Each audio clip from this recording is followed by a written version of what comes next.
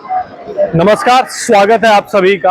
और इस समय मैं कोलंबो में हूं, जहां पर अभी अभी भारत और श्रीलंका के बीच में जो पहला T20 मैच है वो टाई हो गया। श्रीलंका ने पहले बल्लेबाजी करते हुए 230 रन बनाए। पतुम निसांका ने एक अच्छी पारी खेली, हाफ सेंचुरी लगाई। बेला लागे ने एक अच्छी पारी खेली।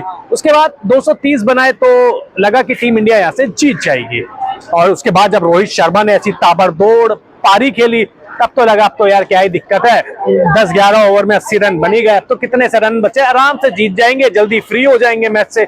लेकिन उसके बाद कहानी पलटती है और शुभमन गिल आउट हो जाते हैं। शुभमन गिल आउट होते हैं, विराट कोहली आते हैं, लेकिन विराट कोहली भी आउट हो जाते हैं।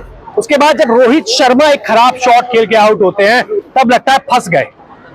फिर केएल राहुल, श्रेयस अय्यर, अक्षर पटेल आते तो हैं लेकिन गेंद ज्यादा खाते हैं, रन कम बनाते हैं।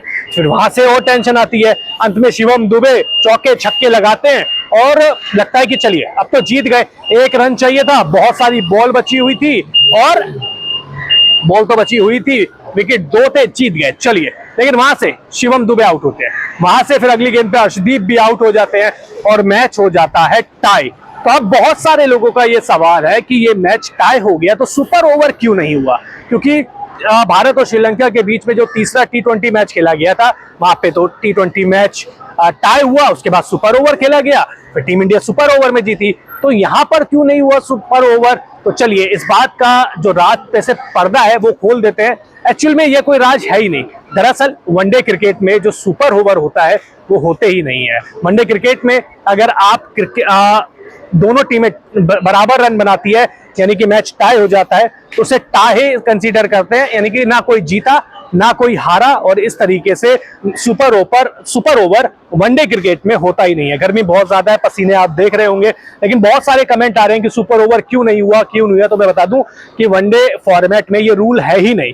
आप नहीं होता वनडे फॉर्मेट में, अगर टाई भी हो जाता है तो उसके बावजूद भी जो वो सुपर ओवर है वो नहीं होता। दोनों टीमों का कोई मतलब जैसे कोई टूर्नामेंट हो रहा है तो दोनों टीमों को 1-1 पॉइंट दे देते हैं। अगर टूर्नामेंट नहीं हो रहा है, जैसे कि अभी बायलैटरल सीरीज हो रही थी, तो वो मैच को टाई ही कंसीडर किया जाएगा, यानी कि ना कोई जीता ना कोई हारा। तो ये भाई बहुत सारे लोगों का वहम था कि क्यों सुपर ओवर नहीं हुआ, गलत हुआ।